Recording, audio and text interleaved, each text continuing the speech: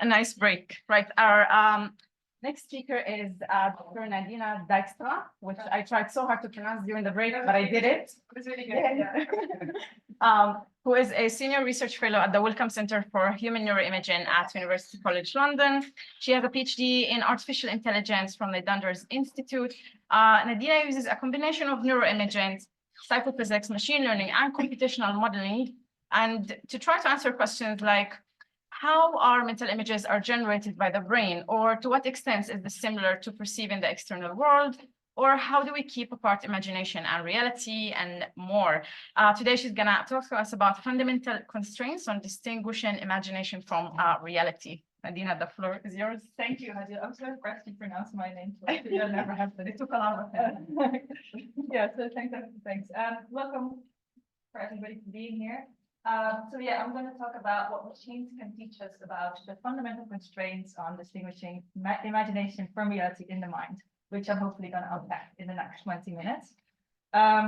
So I realized that, this is not working. Yeah, this is working. And then now you can use the keyboard. Yeah, I realized I put in quite a lot of animations and I didn't think about it, that I didn't have a thing. So this is going to be a bit annoying, but bear with me.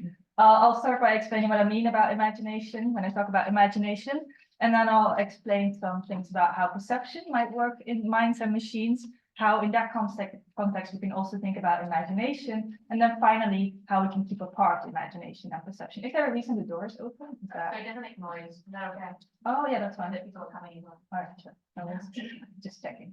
And I'll end with some conclusions and future directions. So to start, what do I mean by imagination? So I talk about mental imagery when I talk about imagination, which is any sensory experience in the absence of the associated external input, such as seeing with the mind's eye. So you can, as you can tell, my definition of imagination is not creative. It's not about creativity. It's really about our ability to generate kind of sensory experiences, things that are currently not there. And this is something that many of us do in many different circumstances. For example, when we're trying to figure out whether our car is going to fit in a certain parking spot, we might imagine our car and kind of project it into that parking spot to see if it would fit. Or, you know, during navigation, when we're walking down the road and we're deciding whether we need to turn a specific corner, we might imagine what we would see if we would turn that corner and then decide whether or not to go there. This is Russell Square, by the way. It's also what happens when we're reading a book and we're really engrossed in the story and we have these kind of mental images popping up in our mind. Or when we're remembering something fun during long train hours. But it's also something that can be debilitating, for example, in PTSD, where people have these involuntary mental images of things that traumatic events that happen to them. So all of these I put under the label of mental imagery or imagination. And for most people, imagery is kind of phenomenologically similar to perception. So it's like seeing, right? It kind of feels like seeing. And my research focuses on to what extent our brain uses the same mechanism to imagine as we do to actually see the external world. And given that we use some of the same mechanisms, how can we distinguish between imagination and reality? And I use machine learning both to analyze the neural data that I get, but also as inspiration for how this might work in the brain. So decades, maybe even a century of experimental data has shown that when we perceive something, signals from the retina are first sent to early visual areas where low-level features such as lines and edges are processed. And these are then integrated in higher-level regions where eventually semantic meaning or the category of that image is processed. So in this case, a car. And this visual hierarchy is localized in the ventral visual stream of the visual cortex over here, where higher regions have larger and larger receptive fields, so are sensitive to larger parts of the visual input. And this visual hierarchy in the brain has served as inspiration for deep neural networks for image classification, where different layers in these networks are mimicking the different levels of the visual hierarchy. Now, when I started my PhD in this lab, they just put out this paper where they compared deep neural networks for image classification to how the brain actually works, to see whether there's any similarities in how these two systems solve perception. And what they did is they put people in fMRI scanners and showed them a bunch of different images. And then they also showed these images to the deep neural network. So then you get representations of these images in human brains, and you also get representations of these images in the deep neural networks. And then they compared whether different layers of these deep neural networks could explain variation in brain activity in different parts of the visual cortex. And what they found, so these are folded out maps of the visual cortex, where the kind of inner circle represents early visual areas and the outside represents high level visual areas, and these are two different subjects. And then warmer colors indicate that these regions are better explained by higher layers in a deep neural network for image classification. You can very clearly see this nice gradient where you indeed see that activation in early visual cortex is best explained by early layers in a deep neural network, and activation in high level cortex is best explained by later layers in a deep neural network. Now, this is an fMRI study, and there's a different group that looked at differences in timing, so how activation progress over time in the brain. And they used magnetoencephalography or MAG to measure brain activity at different time points, and basically did the same trick. But now, instead of looking at different brain areas, they looked at different points in time. Again, showing lots of images to both a deep neural network and to a human, and then looking at mapping between the two. And as you can see here, you see that later network layers in a deep neural network are better able to explain processing later in time during perception. So these two kind of studies and many more around this time seem to suggest that these deep neural networks for image classification are a good kind of model for perception in the human brain. Now, within this context, the way we can formalize imagination is basically by running such a network backwards. So now, instead of going from an image to a concept, during imagination, we go from a concept such as a car, and then we generate an associated image with that concept. And if this would be indeed how it works in human brains, then what we would expect is that when we imagine something, you would get similar sensory representations activated in the brain as when you would see that same thing, right? Because according to this formalization, imagination and perception rely on the same perceptual network. They just use it in slightly different ways. And in order to answer that question, people have used techniques called cross-decoding. So what they do is they train a very simple classifier to distinguish what people were perceiving based on brain activity. So, for example, people are perceiving apples and bananas, and brain activity is measured with fMRI.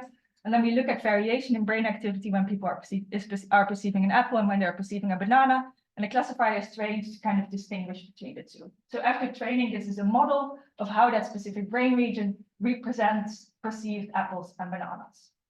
And then the trick is to use this classifier to see if we can guess what people are imagining based on their brain activity. So we also ask people to imagine apples and bananas, and then we see if we can use a perception decoder to classify what people were imagining.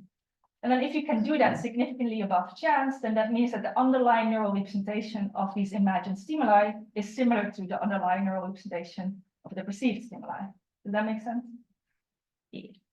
So there's many studies that did this, and I'm just going to show you the results of one. Here in orange is all of the brain regions in which people could successfully cross-decode between imagery and perception.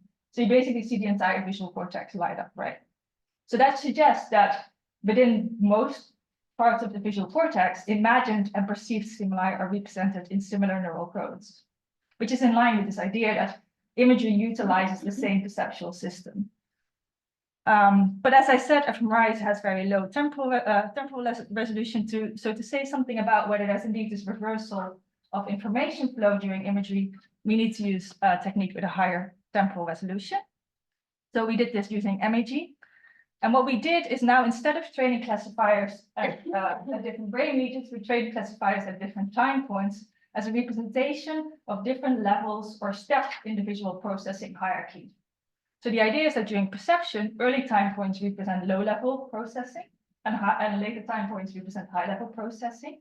So we now have these different perception models that are kind of that are models or proxies for different processing steps in the visual hierarchy. And we then test these on imagery to see when these different perceptual processing steps are reactivated during imagery. So to see if we can indeed find this reversal of information flow. So what we get now is per perception model, so per level of the processing hierarchy. Per imagery trial, we get a time series of when that perception processing step is likely to become activated. And then what we found is this very clear negative relationship between the two. So on the x-axis, you see the perception model training time, and on the y-axis, you see the imagery reactivation time. And what this negative relationship means is that whatever happens early on during perception happens late during imagery, and what happens late during perception happens early during imagery. So, in other words, that suggests that the kind of processing hierarchy that we see during perception is reversed during imagery. And we confirmed this using source reconstruction, indeed finding that in high-level visual areas, so inferior temporal cortex, during imagery, the information is present first in those high-level areas, and then it kind of flows to the early visual areas over time, which is in line with this idea that imagination is a reversal of going from image to concept, and now going from concept to image. Oh yeah. So in artificial neural networks, imagination can then be seen as a generation of images based on latent representations. And a big advancement in the generation of these images or generative networks came with the idea to couple them to a separate network that discriminated between real and imagined images. And then you get this architecture, which is called a generative adversarial network, or a GAN. And these architectures contain of two basic deep neural networks. The one is a generator, which you can see kind of as a perceptual system. It does image classification and image generation. And then the way this is trained is by coupling it to a discriminator. And the discriminator receives as input both generated images from the generator, so imagined images, and also real images from the training set. And the idea is that the generator is trained up until it can fool the discriminator to thinking that the images that it generated are actually coming from the training set. Then the idea is that if the generator can generate images that are as good as the training set, then that means that it has a very accurate model of what a training set looks like, right? So you train this you train the generator until it can fool the discriminator in this kind of push and pull dynamics. And after training, these GANs can generate really, really impressive images. So this is these are generated images from GAN trained on faces. They're amazing, right? They're so good. And so these do not exist. These are generated images. And there's some idea that maybe a similar architecture might also be implemented in the brain. And now, instead of using it to generate images or to train a generator, this discriminator can be seen as a reality monitor, right? Because in the brain, what we need to know, given that we use the same system to imagine and to see, we need to somehow keep the two apart. And maybe the way that this is done is in a similar kind of two network solution, where you have the generator can be seen as the perceptual system, which does both image classification or perception and imagination. And then the generator is maybe this kind of more prefrontal monitoring network that kind of looks at these perceptual signals and decides whether they're real or imagined. And there's some evidence for this. I'm just checking the time before that's good. Okay, I can do that. So there's some evidence for this, that we have a prefrontal reality monitor in our brain. And this comes from reality monitoring research on memory, where people after the fact have to decide whether something really happened or was something they dreamt about or kind of imagined at the time. And what you can see in these kind of tasks is that consistently the anterior medial prefrontal becomes activated. So this might be the brain's discriminator. There's some ideas on that. And another fun fact is that the size of this region, so the gray matter volume, or the size of the discriminator, negatively correlates with hallucination proneness. So if you have a smaller anterior medial prefrontal cortex, you're more likely to hallucinate. So if you have a smaller discriminator, you're more likely to hallucinate. Maybe. So now, a final kind of interesting difference between imagination in these generative adversarial neural networks and in humans is that the imagination of these artificial neural networks is way better than our imagination, right? So for most of us, when we imagine something, you can say, yeah, it's kind of like seeing it, but not really, right? Like it's way more vague and fleeting, and it's really not as good as what an AI can do. And there are actually clear neurobiological reasons for this. And this is something that's not implemented in deep neural networks. And that's the fact that in human brains, top-down connections or feedback connections, especially within the visual cortex, necessarily lead to weaker signals than bottom-up connections. So these top-down connections tend to modulate existing activity, so they're modulatory neurons rather than excitatory neurons. And also because the signals or originate from these more high-level regions which contain larger receptive fields, what you get is that even though during imagery you do get the same sensory representations becoming active, these sensory representation tends to be a lot weaker and less precise. And maybe this is so that we don't fool our discriminators, right? And there's actually some recent evidence that we got from behavioral studies showing that sensory strength or sensory precision is indeed something that human beings use to decide whether something is real or not. We found that we can get people to confuse their imagination for reality if for some reason their imagery is very, very vivid. So taking all of this together, I've tried to convince you that the organization of neural activity in the visual ventral stream can be partly explained by deep neural networks for image classification. It can at least serve as a model for that. And within that context, we can formalize imagination as kind of running those models in reverse, going from high-level latent representations to images. And there's some evidence for this, that this might be how it works in human brains, because we see that imagery activates the same sensory representation as perception, and imagery seems to indeed be vision in reverse in the brain. And we can use some tricks from machine learning where a generative model can be efficiently trained by adding a discriminator. And maybe there's also some neural evidence for a similar kind of structure in the human brain. But it is very important that in human brains, the discriminator must always win, because otherwise you get all kinds of issues like hallucinations. And something that I think is really cool in the next few years is to take this idea further and see if we can see any kind of evidence for these kind of processes in human brains. For example, children seem to have a harder time distinguishing imagination and reality. Is that maybe because their discriminator is still being calibrated? Do we see this kind of push and pull between the two during development, which would be really interesting? And can we think about reality monitoring disorders such as schizophrenia as some kind of imbalance in these two systems? Is there a way to create super vivid imagery by suppressing the discriminator? And is that maybe what happens during dreaming, where your prefrontal discriminator kind of turns off and you start to think that everything is real?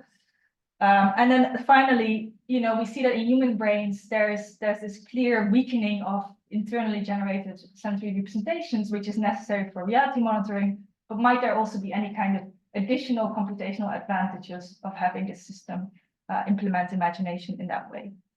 That's it. Thank you.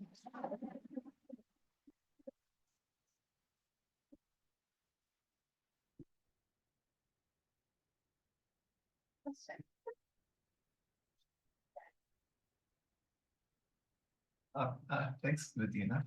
That was really great. So in GANs, there's this co-evolution or co-learning of the discriminator and the generator, and they have to kind of be, roughly at the same level. Are you seeing, but it seems like for the reality monitoring the brain, like you were saying, there might be like really simple job for the discriminator. It could just be like one underlying variable like vividness. So it doesn't seem like the discriminator is super rich. So are you seeing that same sort of like kind of co-evolution of the generator and discriminator, or is it different in the brain than again, like where the discriminator is just, kind of a separate thing that's learned in prefrontal cortex? Yeah, so I don't think the discriminator is simple in the brain. So vividness is, I think, one cue, but we have people who would say that their image is as vivid as real perception and they still don't hallucinate. So I think, this discriminator takes into account all kinds of cues like context and background knowledge. So I do think it's quite a complicated process. In terms of seeing co-development is what you were kind of, I don't know. I mean, that was one of my future directions, right? I don't know. I think this is something that we need to look at development maybe to answer this question. Would be really interesting. Yeah. Thank you. Thank you. Can I do it without that, please? I'll speak loudly. Oh, no, it's for people online. Oh, I see. Okay. Thank you for that. It's just a comment that with generative models like GANs, you're just interpolating between the data, whereas I would have thought imagination is being thinking of outside the box as opposed to just reality.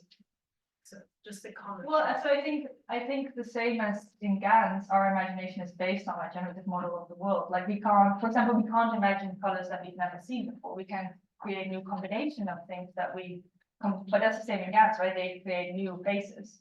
They're all faces if it's a face GAN, but there are new ways of combining existing features. I think that's the same. I don't know, like paintings, abstract paintings and music is just much more abstract than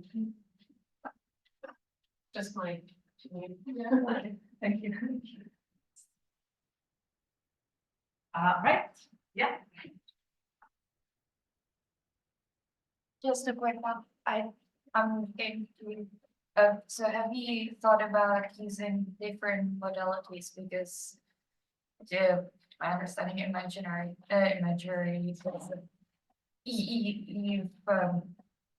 you've conveyed it as mostly visual. Yeah. but especially with hallucinations, yeah, for example, audio are much more common and Yeah. are also, do you think that's one of the future directions to look at? Yeah, no, I would love to do that. So my background is visual neuroscience, which I'm very biased, but no, for sure, we should definitely look at auditory hallucinations. So, yeah, that's monitoring it as well. So they are mostly more common in schizophrenia, but for example, Parkinson's, visual hallucinations. Thank you so much.